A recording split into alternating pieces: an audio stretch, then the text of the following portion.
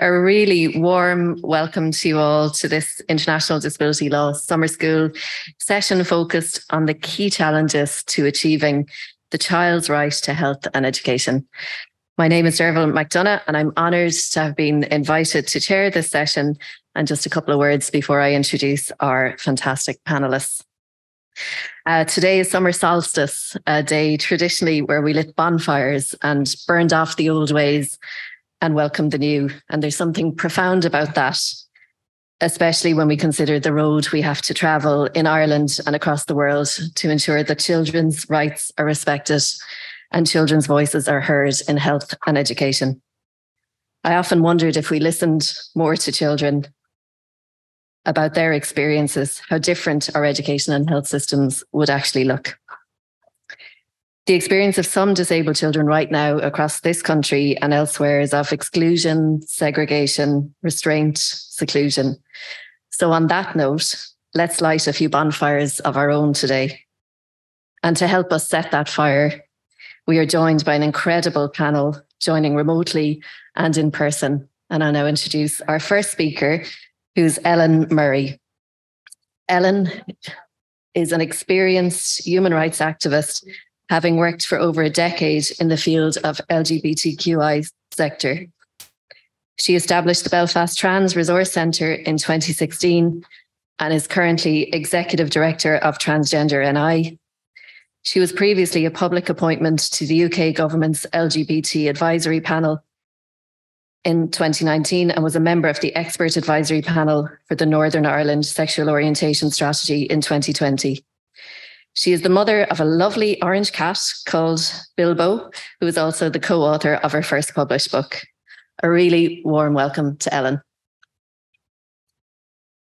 Thank you very much. I think I'm on lapel, so I'm just going to give him a second. Hopefully everybody can hear me okay? Yeah.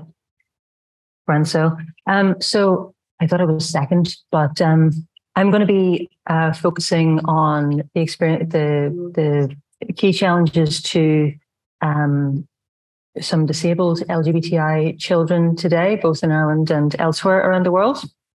This is a particular area of interest of mine. I mentioned it briefly yesterday, that intersection between the needs of LGBTI people throughout their life course as children and as young adults especially, and the experience of disabled people have had in some ways quite similar social barriers to improvement over the years in Ireland again and around the rest of the world. But today there's a number of specific issues that continually keep coming up with activists and advocates who work directly with disabled children and young people and within the human rights environment around the world. For many children in general, and also for disabled children and young people, understanding their own identity is a process, and this can be difficult to make progress on if your access to information is limited. And sometimes the language that the language that lesbian, gay, bisexual, and transgender people need to describe their experiences, which they've often been experiencing from being young children or from maybe the beginning of adolescence, can be difficult to come by in many public education systems, and especially within the field of segregated or special education. One of the problems that disabled LGBTI young people and young adults often describe is them not having access to basic information and basic language, like resources, when they were going through their formal education process, which prevents them from not necessarily understanding themselves, but for talking about what they're actually experiencing and maybe getting support on that basis. And that can hold some of those young people back as they grow to understand their own sense of identity. This comes from all sorts of societal issues, from censorship, from what is deemed age appropriate and how that is different, that is seen to be different or understood to be different by professionals with respect to disabled children and young people, and also about accessibility in general. One example would be a child or a disabled child or young person using augmentative or alternative communication devices or tools that just don't have the words to describe, even just the very basic terms to describe sexual orientation or gender, because sometimes and historically they have been seen as adult topics inappropriate for a child or a teenager to be talking about. And without these basic anchors of language, these AAC tools can be quite restricting. This isn't just an issue, of course, with this. Teenagers being unable to swear or express themselves emotively with AAC tools is an understood problem. This is one that specifically affects this group of children and young people. This is a pretty substantial chunk of the youth population as well, and there's absolutely nothing to suggest that just as many disabled children and young people are also LGBTI. So we're not talking about edge cases. A lot of children and young people in the general population are not straight and are trans as well. Now, something that prevents, even when individuals have access to some information, is something that I mentioned yesterday in a discussion on equal representation before the law, equal recognition before the law, is trust when talking to support staff or to parents. These issues I'm talking about right now are general across health and education. I'll be getting into some specifics in a wee minute. Does that young person have a person in their life that they trust with this sort of information? Can they talk to a parent? Would they expect a parent to react very negatively in a way that could put them at risk? And can they trust the support staff in their lives? This is a similar issue that many disabled children and young people experience in all sorts of issues that they might see as sensitive and that could expose them to risk, especially discussions on familial abuse and other negative experiences that a child or young person might have from support staff where they don't feel like they have a person to be able to talk to. Do they want to talk to their peers about this? Is this treated with suspicion? Is this treated as like a vector for abuse or potential abuse that is shut down preemptively before they're able to talk to other people in their own situation? And are they provided with tools like internet access and other modern methods of communication where a lot of community knowledge is shared and a lot of social interaction happens across the world? When a disabled child or young person is talking to a professional, whether that's in education or healthcare, we often hear that there's concerns around confidentiality. Now, this is an issue with children and young people in general, but discussion on a child disclosing that they're gay or that they're bisexual or that they're questioning can be interpreted by some professionals as a safeguarding concern in and of itself, or it is not. And this can lead some professionals to disclose this unwarrantedly, breaking the trust of that individual. Now, this is, of course, an issue with many disabled children and young people in general, where they feel or they are actually unable to maintain any sense of privacy. But this is one that we find has particularly strong correlations to experiences like domestic violence within the family. When they do disclose to a staff member, or even to a parent, but particularly the case with support staff, are they able, does that staff member know the basics, like the very basics? Do they know what they're talking about? Can they respond in any sort of helpful way? Or will they respond in a way that makes that child or young person shut down and make that first instance of trust the only instance of trust for the foreseeable future? This basic cultural competency is a pretty regular issue that we see in the sort of work in this intersection. And in particular, we find that some staff members who specialize in supporting disabled children and young people don't seem to sort of understand that it is possible for the people they support to be LGBTI. They consider it either something that just happens to non-disabled young people or to something that is experienced just within the adult population. And this can really put people off from talking about it further. We're also seeing, and I mentioned this yesterday as well. First of all, when a disabled child or young person whose mental capacity is challenged or is disputed by authority figures or by support staff, are they believed in what they're discussing, what they're disclosing, or is this put off as a sign or a symptom or a behavior? I remember doing an advocacy case around this a few years ago where a family was having incredibly difficult issues with a disabled teenager who was just completely unable to get support staff on board because they thought this person didn't have capacity and therefore didn't deserve to be supported in this quite basic issue around their developing identity as a young person, which was a big problem for them. I mentioned yesterday, but we are in a bit of a period of backlash right now across much of, especially the English, French and Spanish speaking worlds against LGBTI topics, especially around transgender and gender subjects as a whole. And there are certain groups of children and young people who are often held up by the proponents of these arguments as particularly, like, quote unquote, at risk of what these groups call LGBTI ideology.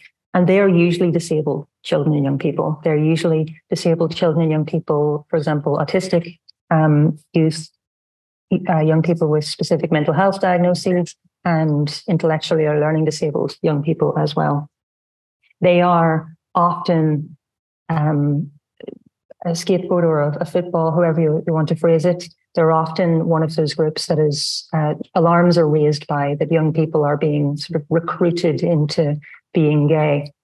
Very 1980s, but we are seeing increasingly these sorts of talking points coming up. And it's usually disabled young children, young people that are the subject of this, because disabled young people are seen socially as vulnerable, and it's easy to get people interested on that basis. Autistic people, as I've mentioned, the groups that are specifically at risk of this, there is the backlash and the growing resistance to these topics is now being seen in some professional settings. We're seeing it here in Ireland, both north and south, and we're seeing it across, in particular, much of the global north. And just in general, is training on these topics available? A lot of people who work to support disabled children and young people do want to do the right thing. It's why they're in that field of work, and it's very encouraging. However, unfortunately, basic training can often be quite inaccessible in a geographic or financial sense, but also a lot of training that is available on LGBTI topics really is incompetent when it comes to disability issues, and it really doesn't consider these. So people can find that their training is lacking when it comes to the specific issues that a disabled child or young person might need. In terms of education in specifics then, age appropriateness is a huge issue. This is connected to the backlash that I've mentioned. However, this is a decades-old issue. Some professionals see topics on sexual orientation and gender to be inherently adult. And although non-disabled children, young people can often quite easily access information online or from their peers in general education, disabled children, young people can find it really difficult to get past this censorship that's part of their everyday growing up. Do they get any relationships in sexual education at all in their education, if they are in segregated education, or if they're in non-segregated education? Is that RSE material accessible to them? And are basic books available on the topics that they might want to read or learn about? When it comes to specific education services or segregated education services, a concern that I've heard before from some support staff is that this is too complex for the other children or for the other young people. And they simply would prefer to avoid discussions on sexual orientation or avoid discussions on gender because it might confuse, in their words, the general population. And what can put some people off and alarm people is that when RSE or education in general is provided on these topics, the children start talking about them, and it turns out that when they have the language, more people use that language to describe themselves. This can be spun as like a social contagion or as something for alarm, but usually it's just having access to that language. It's the same thing that we see in the general population in children and young people, having access to the information online and from friendship groups who have similar accessibility to this language means that people can describe themselves from a younger and younger age in a way that fits them, and they can grow up as teenagers understanding who they are and going through significantly less often distress than they otherwise would be able to. And the other issue that we see brought up in education specifically is other parents. Even if professionals are very happy to talk about these topics and to include LGBTI people and subjects within their education, other parents can be the ones who see this as age inappropriate, as unsuitable for their children, because they assume that their children either have no use for this, or that their children will be led astray, or that it's too adult for them. And we see this right up in secondary education as well, where it's the same old infantilization of disabled children and young people that applies across so many areas of society. A lot of this comes down to that infantilization. Now, what sort of health needs would a disabled LGBTI young person need? Often it's access to care in general that's culturally competent, that won't balk at the idea that this person exists. A mental health care that is culturally competent, that won't stigmatize them or pathologize for them for who they are and how they understand themselves to be. As they grow up as adolescents, sexual and reproductive health care, and ability to do fertility planning and family planning.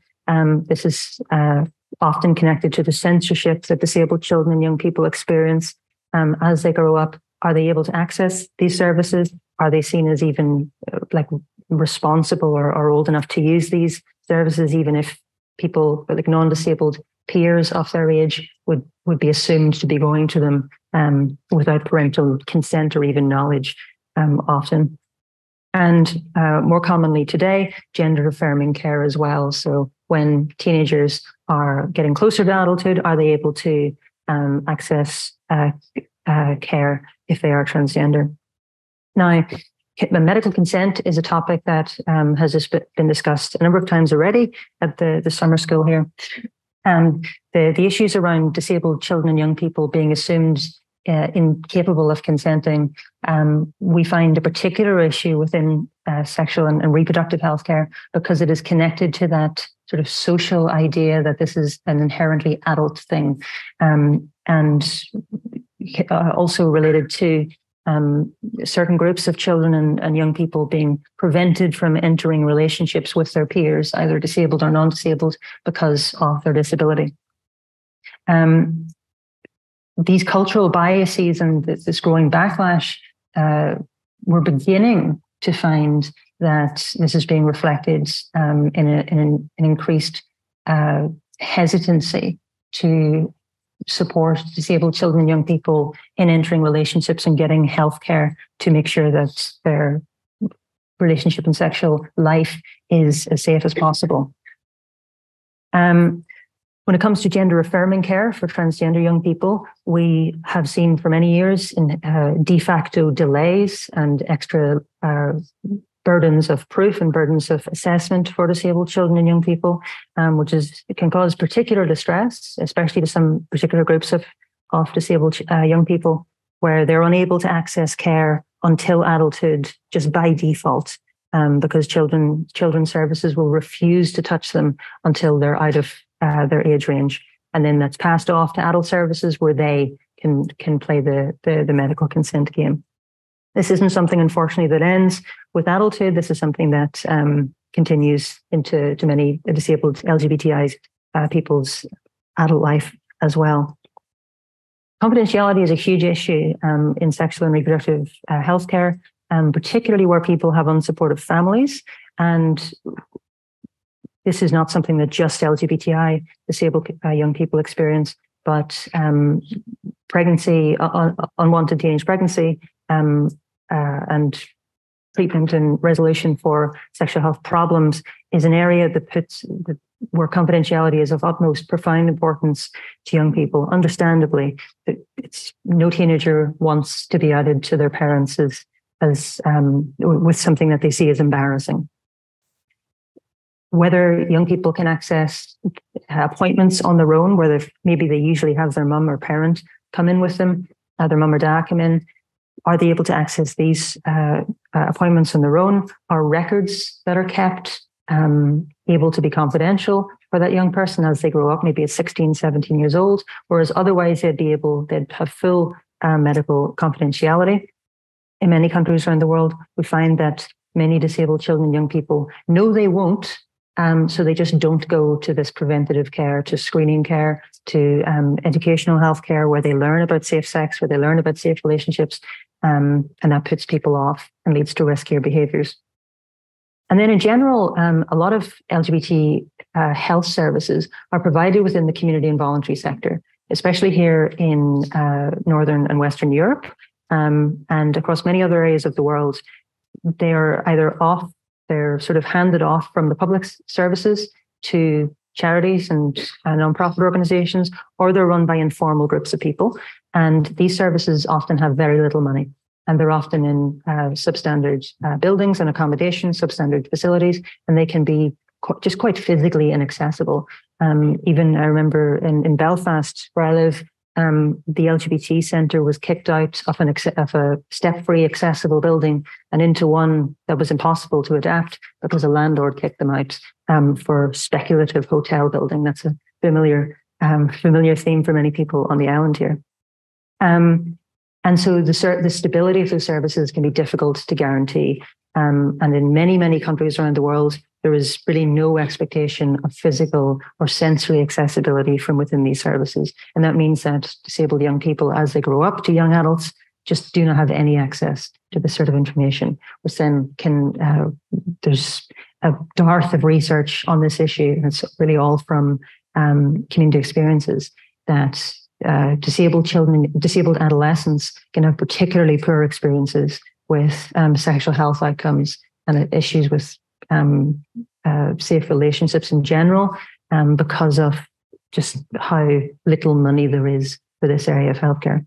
So in general, these services, the LGBTI children and young people kind of particular issues with inaccessibility, both physical and sensory, when it comes to getting to these healthcare services, having the language to describe themselves as they grow up and understand themselves can be difficult, because they're either seen as too childlike or they're infantilized, and this information is censored for them.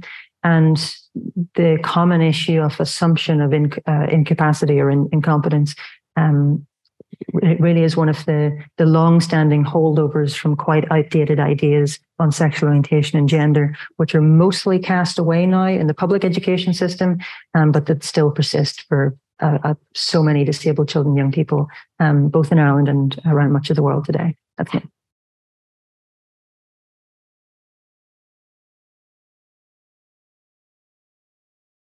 Thank you so much, Ellen. That was incredibly thought-provoking. A few things struck me while you were speaking there.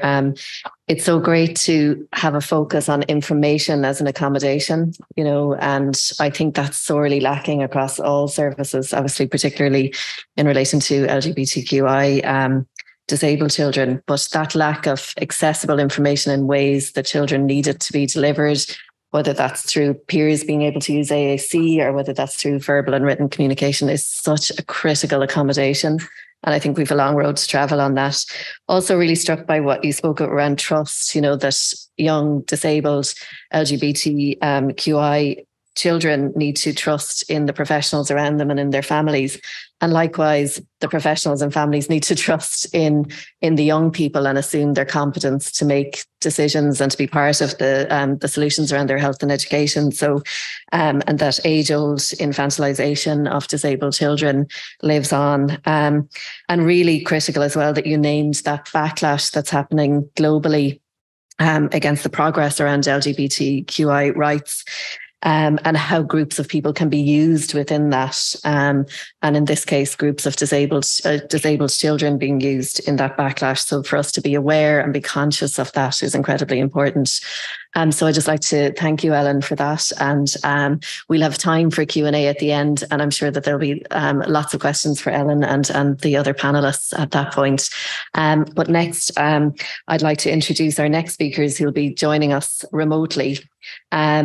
So our next speaker is Janet Lord, Zachary Sklar, and William Pons. Janet Lord is an international public lawyer by training and currently serves as Senior Research Fellow at the Harvard Law School Project on Disability and Senior Legal Advisor for the UN Special Rapporteur on the Rights of People with Disabilities. She regularly provides independent counsel on international and comparative disability law and inclusive development projects for the World Bank, UN agencies, the US Department of State, and numerous non-governmental organizations. Earlier in her career, she served as legal counsel to non-governmental organizations throughout the negotiation of the Convention on the Rights of Persons with Disabilities. So a warm welcome to Janet. Our second speaker joining Janet is Zachary Sklar, is a program associate at the Center for Global Programs at the American Bar Association's Global Rule of Law Initiative. He's also supporting research for the Disability, Peace and Security Initiative at the Harvard Law School Project on Disability, and has spearheaded research into UN reporting on the children affected by armed conflict. And the third speaker on this in this section is William Pons. He's a senior legal advisor to the UN Special Rapporteur on the Rights of Persons with Disabilities, where he advises on the interaction between armed conflict, humanitarian action, international criminal law, peace building, and disability rights. He holds a research appointment at the Harvard Law School Project on Disability, where he researches and writes on innovative legal approaches, utilising the international criminal law framework to provide accountability for disability-based crimes. So we'd like to welcome our online next panelists.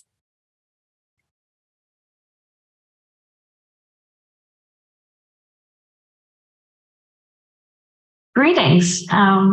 We're so delighted to be here at the session on key challenges to achieving the right to health and education. And we have a panel that we've arranged for you all to share via Zoom, panel on children affected by armed conflict. And of course, our focus will be children with disabilities affected by armed conflict. My name is Janet Lord, and I'm really excited to be with you here today. I'm sorry I can't be in Galway in person. I am currently a senior legal advisor to the UN Special Rapporteur on the Rights of Persons with Disabilities, Mr. Gerard Quinn.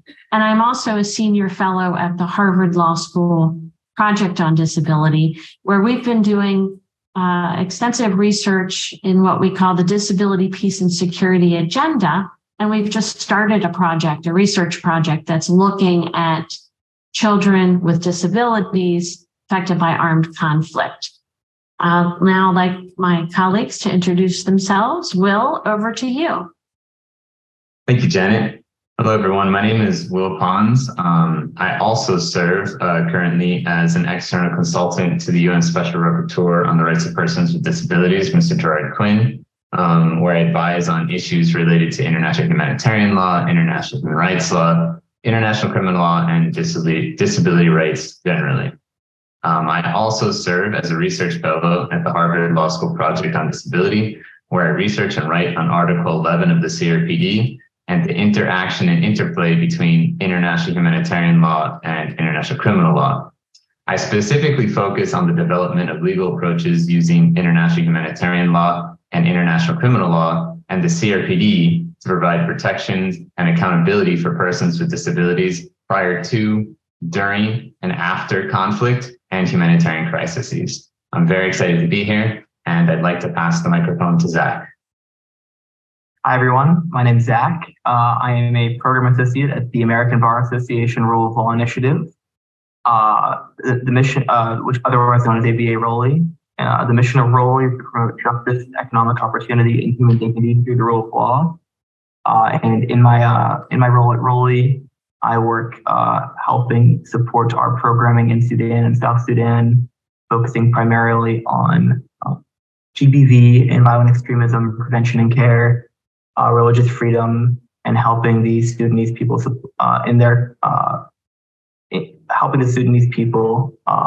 create a transparent and inclusive constitution, particularly focusing on women and other marginalized groups, and emphasizing the integration of religious minorities in Sudan as well.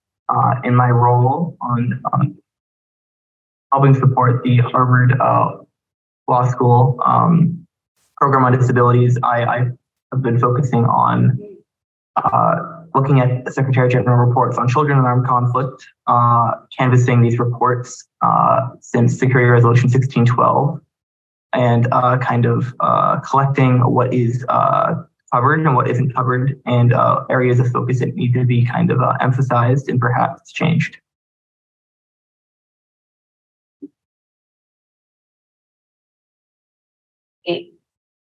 Thank you. So we know that armed conflict poses particular risks for children with disabilities. The impact of armed conflict on children with disabilities can be direct, so in the form of physical injuries from attacks, artillery fire, landmine explosions, cluster munitions, or in the form of psychosocial effects arising from injuries or from witnessing traumatic events. And all of these may enhance risk to life. The indirect effects of armed conflict are also often very severe, and they may be intensified for children with disabilities. For example, the breakdown of health and rehabilitation services that very often accompanies armed conflict or increases food insecurity. Children may be separated from their families, homes, and or schools, and sometimes this occurs for years at a time. The nature of armed conflict itself, of course, is a major cause of disability among children. Fighting is often now taking the form of recurring civil wars or non-international armed conflicts and fragmented violence characterized by the indiscriminate use of force and weapons. And while parties to the conflict have an obligation to protect children from the effects of violence and to provide them with access to appropriate health care, psychosocial care, and to aid their recovery, so often this does not happen. And children with disabilities, especially children with disabilities, can also be involved directly in conflict. They may be pressed into service as fighters, as cooks, or porters. And this may occur precisely because children with disabilities may be considered to be less valuable or less likely to resist than children without disabilities. So there's numerous impacts and numerous risks that associate and accompany armed conflict when it comes to thinking about the impact of armed conflict on children with disabilities. So I want to turn now to Will. You've been working for the UN Special Rapporteur on the rights of persons with disabilities. We know that he's especially interested in persons with disabilities in the context of armed conflict. Can you talk a little bit about how children with disabilities figure into the work of the Special Rapporteur? Thanks, Janet. Yes, more than happy to. So, children with disabilities is an important part of the work of the UN Special Rapporteur. While the UN Special Rapporteur has dedicated 3 reports to the UN General Assembly on what we call the peace continuum, which includes the lead up to a conflict, the actual fighting, and the post-conflict aspects of it, we've been looking at the protection of persons with disabilities within that peace continuum generally, as I said, including the conduct of hostilities to the active fighting phase. But this means it also considers a particular situation of children with disabilities. In the same way that we speak generally about persons with disabilities, children with disabilities are part of that group. And so the second report that actually the UN Special Rapporteur wrote specifically addresses children with disabilities in armed conflict. So it's very important to sort of bring in children with disabilities as well as women with disabilities, but also talk generally about persons with disabilities and their protection during situations of armed conflict. Additionally, the UN Special Rapporteur's mandate has formed a strong relationship with Virginia Gamba. She is the special representative to the UN Secretary General for Children in Armed Conflict. And she is developing a series of reports on how her mandate can be more inclusive of children with disabilities in the fulfillment of her work, which is to strengthen the protection of children affected by armed conflict, raise awareness, promote the collection of information about the plight of children affected by war, and foster international cooperation to improve their protection. The relationship formed between the mandate, the UN Special Rapporteur's mandate, and Virginia Gamba's mandate has been very collaborative, and it will be hopefully a side event in October at the UN General Assembly where the Special Rapporteur, Gerard Quinn, and Virginia Gamba will come together and talk specifically about children with disabilities in armed conflict and how to better and how to make them more visible, how to address their needs, and also how to overcome and ensure their fuller protection during times of armed conflict. That's terrific. Thank you. Well, another question, has the UN Security Council done anything specific to address persons with disabilities or children with disabilities affected by armed conflict? So not specifically children with disabilities. The UN Security Council has, they have this thing called Children Affected by Armed Conflict, also known as the CAC Agenda, that was started really going all the way back to the UN Security Council Resolution 1261. But it doesn't speak specifically to children with disabilities. It just talks about the protection of children during situations of armed conflict, and sort of set up an entire work stream of the protection of children during armed conflict as part of the international peace and security work that is done by the UN Security Council. When it comes to has the UN Security Council done anything specifically for persons with disabilities, they absolutely have. It's UN Security Council Resolution 2475. This resolution is actually a landmark resolution similar to the one we spoke about for children, 1261, and then also UN Security Council Resolution 1325 for women. And all of these areas sort of bring to the forefront a need for the international community, in particular states, to really include persons with disabilities in their programming, in their protection frameworks, in their humanitarian action, in their funding, and all aspects of this. So in order to ensure, because what has been found and what is the reality is that persons with disabilities are disproportionately impacted by the effects of armed conflict, whether through injury and death or through acquired secondary disabilities and entrance into a continuous poverty cycle. So in that way, the Security Council has done on both, but not yet children with disabilities specifically. So we do have a resolution 2475, which specifically talks about persons with disabilities. And as I said earlier, that inherently includes children with disabilities as well.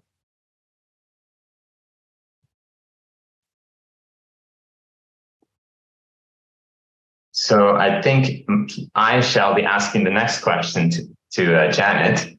And so Janet, you're working on issues of protection, specifically looking at the protection of persons with disabilities under Article 11 of the CRPD.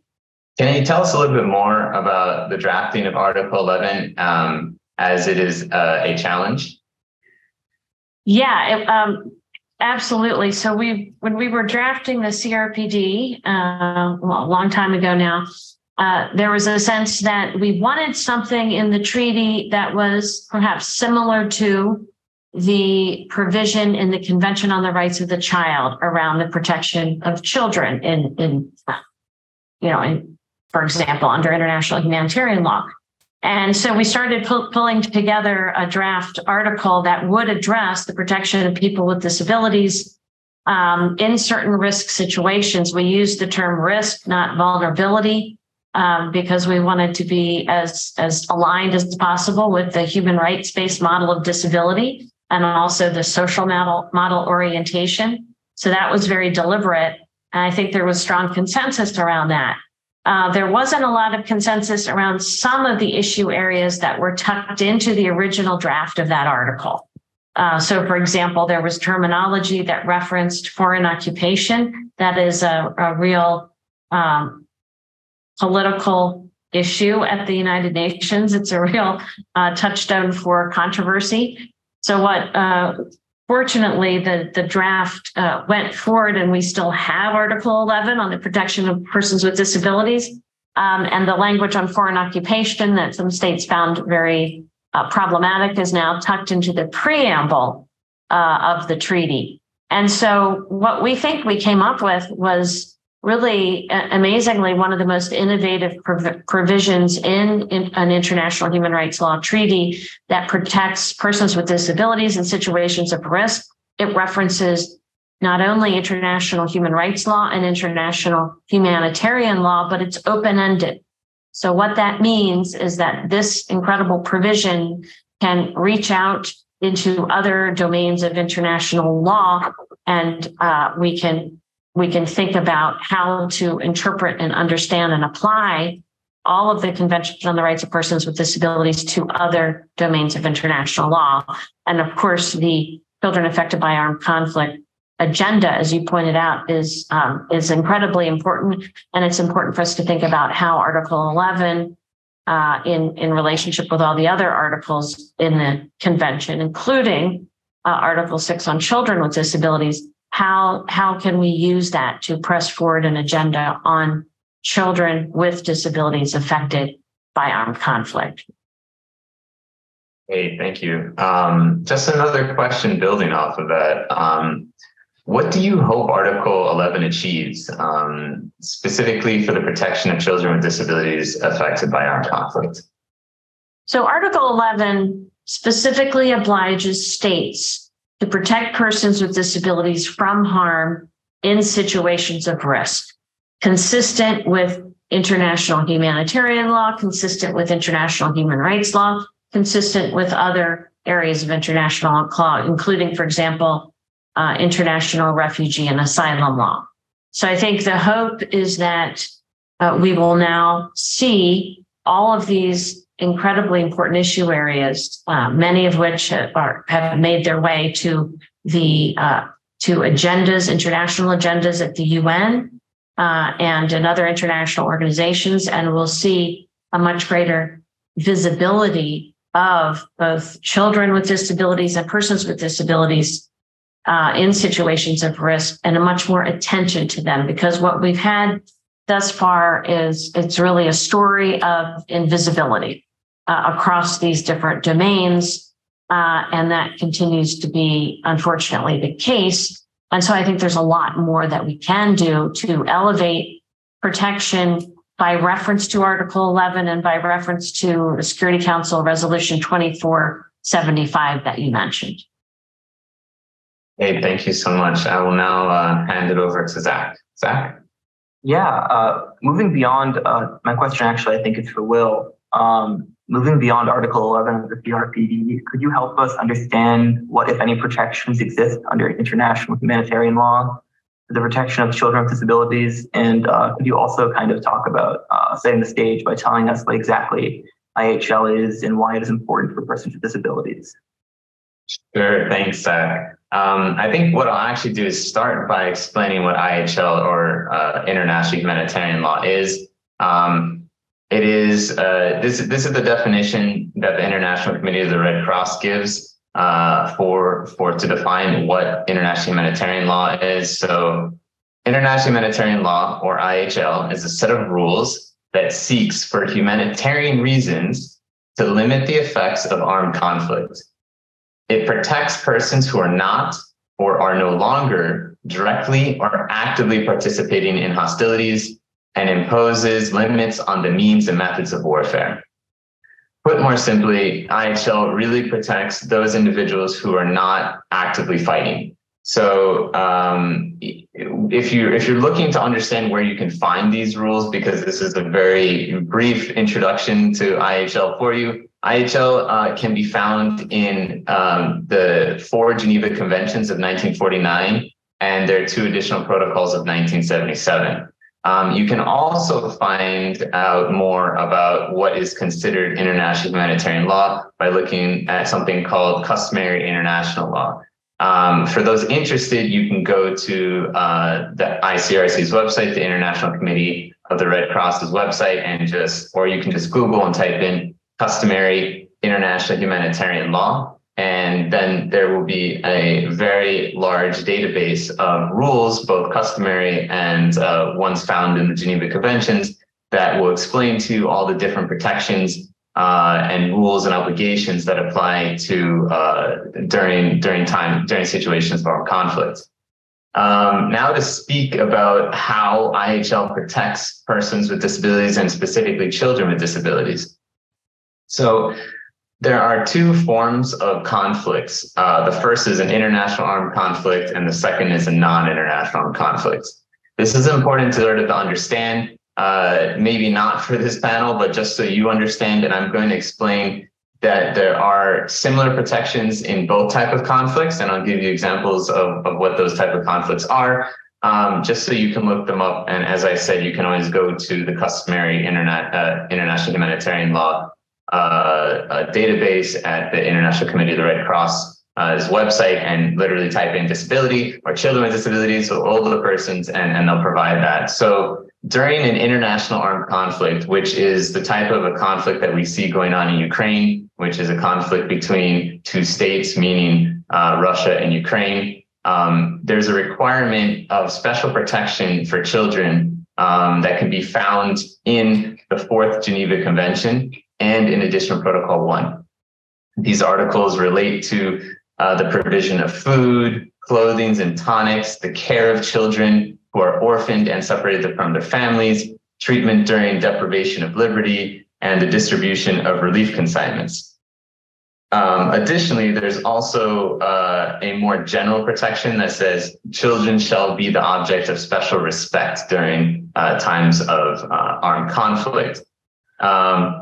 So when you look at it in that sense, that they're talking about children generally, but children with disabilities are a subset of that group, so therefore they enjoy these same provisions. This is actually something that the International Committee of the Red Cross and the UN Special Rapporteur on the Rights of Persons with Disabilities and the UN Security Council all agree on, which is that protections under IHL and under international humanitarian law also apply to persons with disabilities, and specific protections need to be taken to address the needs and challenges that persons with disabilities face that the rest of the general population does not.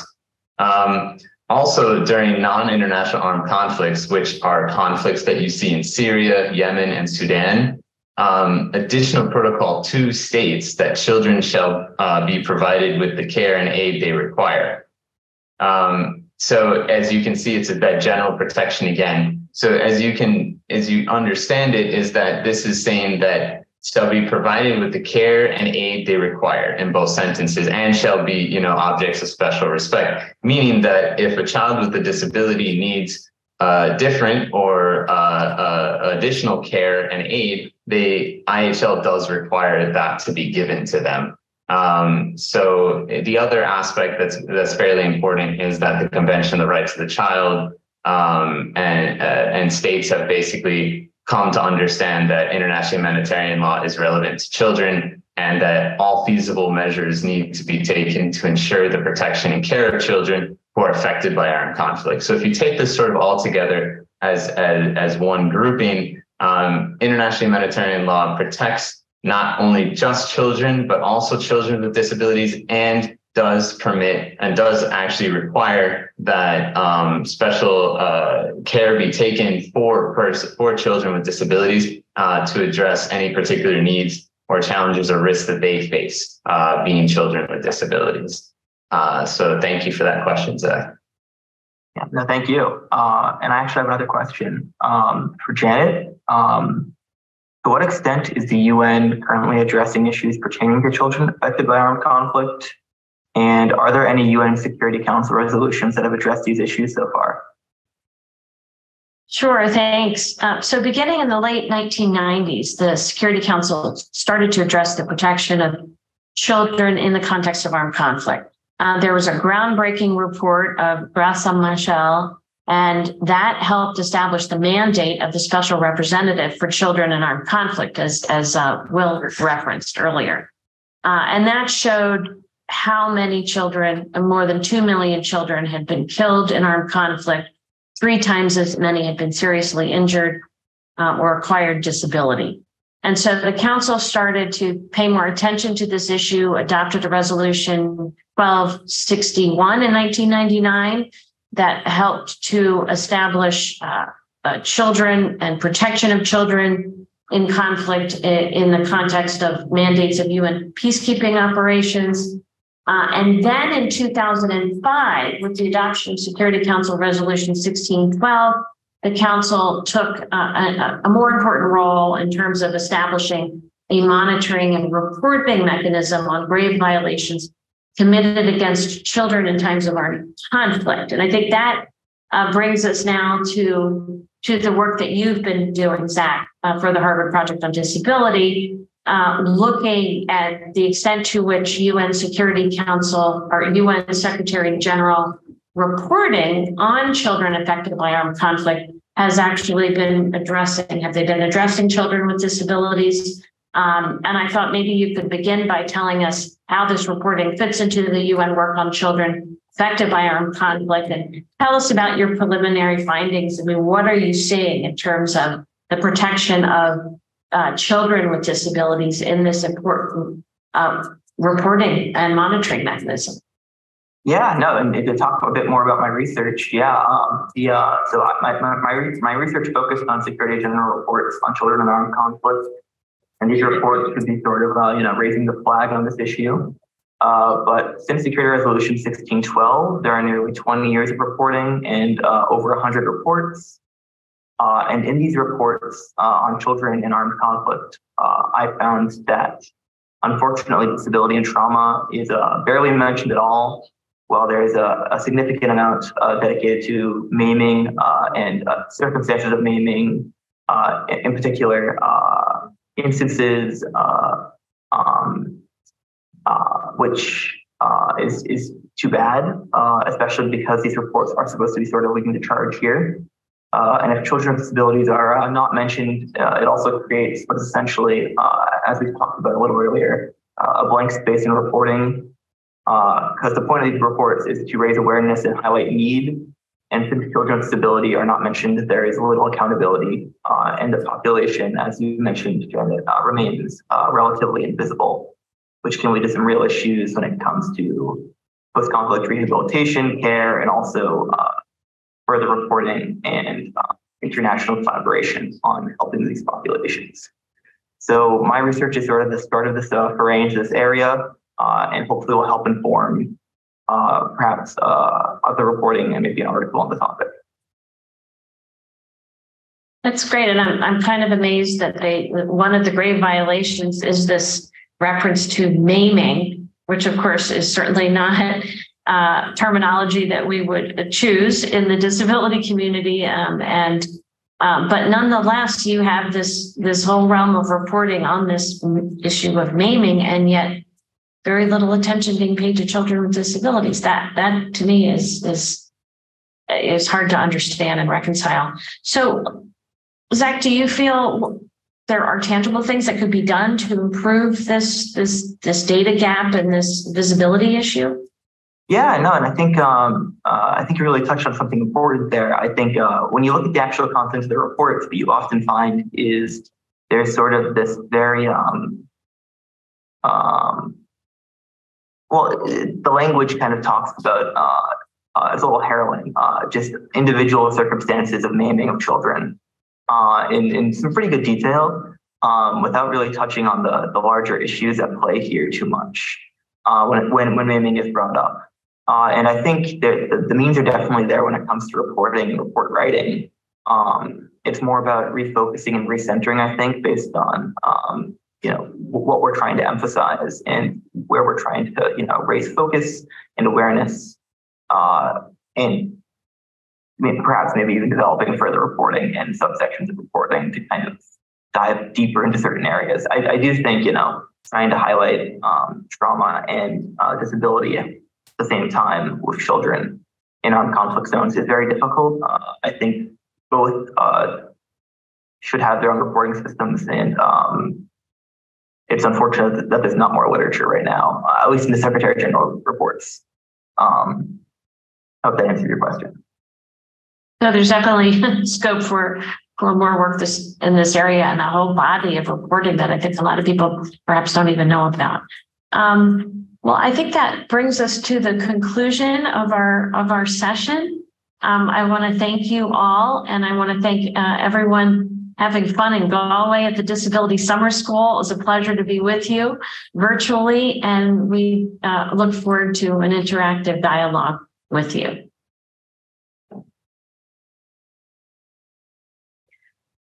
A sincere thank you to Janet, Zachary and William for that really informative and thought-provoking presentation. I'm really struck by what Janet said about that this is a story of invisibility. And when Zachary spoke about the various reports that have been written and how there's so little mention of children with disabilities and their experience, and also so little mention of the trauma that people experience through conflict. And what Janet said at the beginning, I actually wrote down her sentence word for word. It really struck me. How disabled children get caught up in conflict as they may be considered less valuable or less likely to resist. I think it's really important we sit with the heaviness of that for a second and let those words in. And that's showing up in how we report about conflict. We're making children even further invisible. So I'm sure, again, there'll be lots of questions for the three panelists as we come to the end. And we'll reserve all our questions for the end of the session today. But a sincere thank you to Janet, Zachary and William. Our next speaker today is Candace Coleman, who'll be joining us remotely as well. And a really warm welcome to you, Candace.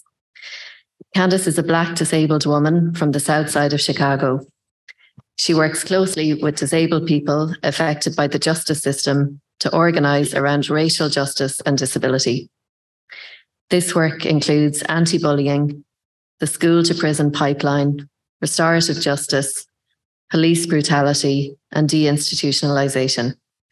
She is dedicated to teaching disabled people of colour to take pride in all aspects of their identities so that they can become leaders themselves. Candace has spoken around the country, and her pioneering work has been featured in news stories by the BBC, Newsy and the Chicago Defender. She was named the Adapt Woman of the Year in 2018, 35 under 35 by Chicago Scholars in 2017, and has also received the Van Heck Award for Outstanding Leadership and Service in the Disability Community. In 2019, Candace was appointed to the Illinois Council on Women and Girls. In 2020, she was appointed to the City of Chicago's Racial Equality Advisory Committee. A sincere and warm welcome to Candace this afternoon. Thank you so much for that introduction. Also, thank you for this panel. I'm actually really excited to be a part of this conversation because what you don't hear in the bio is the current work that I've been doing, which has been centered around focusing on survivors of gun violence who become disabled, as well as creating mental health supports that are alternatives for when police respond. And that being said, I want to say that as a person with a disability who's been born with a disability, going through various systems that include being a community member, going through an education system, and just trying to make sure that my life choices for myself as a person, as a woman with a disability, was to push against the limitations of what everyone else expected of me, is literally how I approach this work. I started off at Access Living in 2011, right after I got out of college.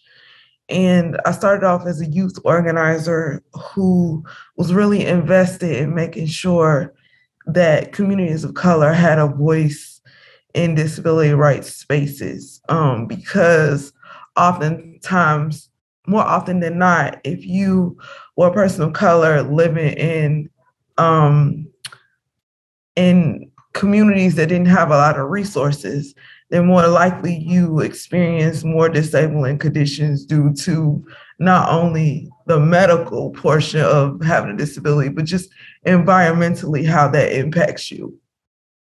And so when I initially started working as a youth organizer at Access Living, I wanted to make sure that the barriers that come with having a lack of self-identity, to not understanding your body as a person with a disability and not understanding how that correlates in terms of race and just other identities in general, making sure that the young people had the opportunity to have choice and express themselves in all the identities that they represented. And so I was able to do that through a couple of avenues that has led up to this work today. One of the ways is literally having a conversation with people about how they feel about themselves as people with disabilities. Oftentimes when we come to know disabilities through a very medical diagnosis, it's about all the stuff that you can't do, but it's never really a conversation about who I am as that person with a disability, how I identify with it, culturally what my choices are, what I want to do for myself. And so when I was doing this work, initially, it was about educating, going into the special education system and talking with youth about what their life choices were, what they wanted to do, what supports that they need, and what their identity to having a disability was. So we use a term in American culture or in disability culture called disability pride. And so really engaging in what that conversation looks like for young people and adults. The other level is really understanding with basic level human and disability rights in various spaces that includes school, community, and work. What are the levels of accommodations and access can I get access to in order to accomplish various goals in my life? And so when working with transition age youth, which was usually between the ages of 16 up into the age of 22, figuring out when they transition out of primary education, what avenues do they want to go into, whether it's employment, furthering their education, or developing their own pathway for how they want to continue once their school was complete. And so working and navigating with young people to discuss in these various areas, who do I have access to get support? But also, again, with the option to have choice, what is the pathway that I want to take? The next level of support that I've been able to do in terms of supporting multiple people with multiple disability identities in various communities is really working on systems advocacy and change. And so in my bio earlier, you mentioned that we worked on anti-bullying, restorative justice, and alternatives to police interaction. During the movement of Black Lives, where there was a lot of highlighted areas of people who were getting harmed and killed by law enforcement, the group that I organized called Advance Your Leadership Power worked on figuring out where was the intercept of why people kept getting harmed in this situation. And what we discovered is that at the point of needing help and support, and at the point of the fact that having a disability is not institutionalized social norm information, and that every relationship or institution that worked with the quote unquote public didn't have knowledge around how to support people with disabilities. And that was literally funneling or forcing people into the pipeline of the juvenile justice system. And so Advance Your Leadership Power, which comprised of young adults with disabilities on the south and the west sides of Chicago, really figuring out in our communities, in our areas, what is talked about the most. What is the system that is at play that forces us to be in front of law enforcement or in law enforcement situations more often than not? And what we discovered was lack of resources was one, lack of understanding of people with disabilities was two. And then when it came to training, most often than not, when people were described as having disabilities, they usually described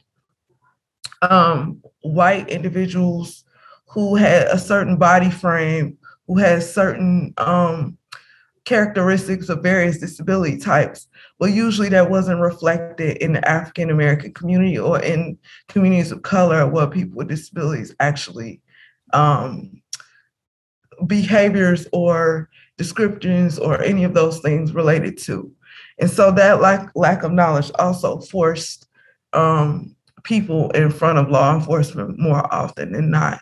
And so Advance Your Leadership Power decided that we didn't want to continue to count numbers of instances of people who could have had very preventable situations. And so that advocacy work led into creating alternatives to mental health response so that we can have it where instead of having law enforcement be the key entity that responds, it's people who have knowledge base culturally and who are aware of the different nuances of what behaviors look like when you have various types of disabilities. But as of today, as we are all surviving a pandemic, and we're still in one technically, what has been happening over the course of the last couple of years is a high rate of people who are being impacted by gun violence across the country, especially for youth in school settings, but also just as a community member. And so there's been a rise in mass shootings, a rise in just youth shootings, and just a rise in people having more access to guns, which is leading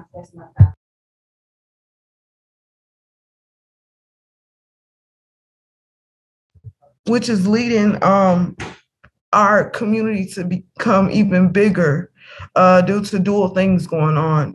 One, when you survive a gun violence, what happens to you after that point? Like, what happens to you after you go through the rehab center and go back to your home? How does it impact your family? How does it impact you and your life choices? How do you identify at this point? Because for most people, they are used to living their life a certain way. And then this thing happens to their body, and then they have to transition. And so they're going through grief of what their body used to do. They're going through grief of very low life expectations and choices. They're going through adolescent and puberty changes. In addition to that, they're going through various relationship statuses and friendships. They're going through their family having to shift focus from like what the everyday normal process was to being able to care for them And then they're going through lack of conversation around mental health support and emotions and feelings, and just a lot of things shifting, in addition to adding on wound care and trying to figure out how to navigate new assistive technology and various things like that. And also the shifting of where I once lived versus where I live now. And or instead of going to school on a consistent basis, I have to go to physical therapy or any other therapies that is needed.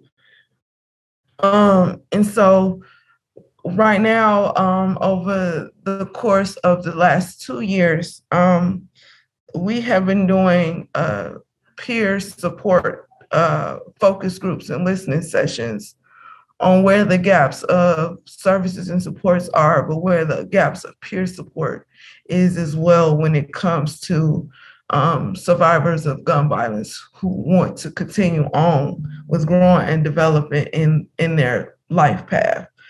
And so that being said, we discovered that one, there's a lack of mental health support for the individual as well as their family structure and those who are in community with them who have seen this person have happened to change due to harm that was brought upon them.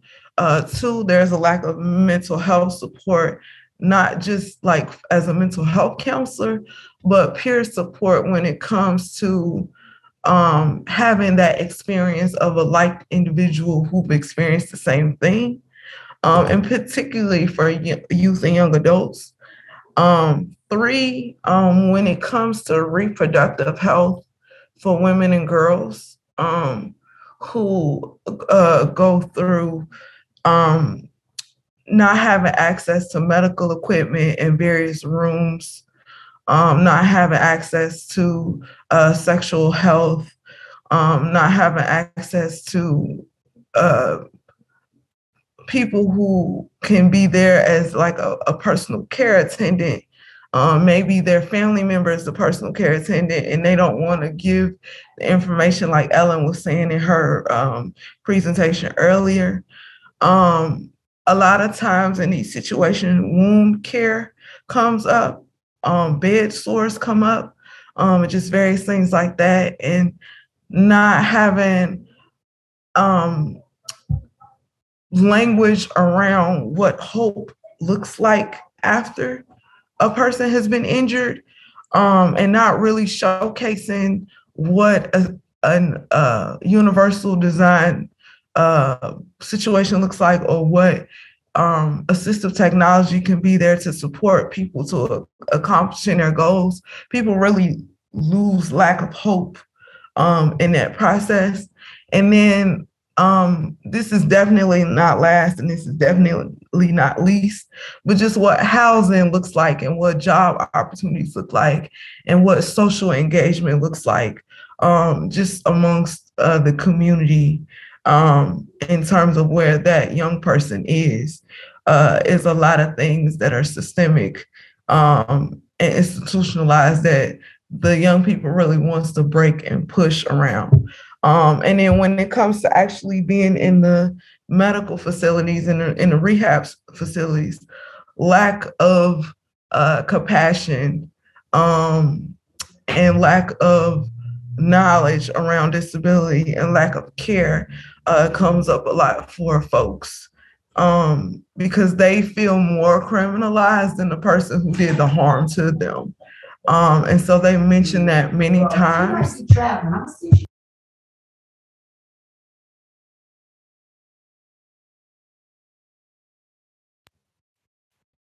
And I'll stop there because there may be some questions and I don't want to run out of time. I know we're like towards the end, but I'll stop there because a lot of things related to identity has already been said and it filters over into other communities and other identities as well. Thank you so much, Candace. Really wonderful to hear about your work and your direct work day to day with people and disabled people. I'm struck by a thread that seems to be going throughout all of the presentations, and that's around visibility. And, you know, when you spoke about the public services having no knowledge about how to support disabled people who might be in crisis or traumatized, and some of that is the lack of resources and the lack of understanding, and some is the kind of training that people get and the kind of white exclusive training and the kind of even the imagery that's used in training, and it's further creating that invisibility and denying people ultimately their access to justice and to public services. So incredibly important, that thread of visibility, and thank you for sharing your work with us today.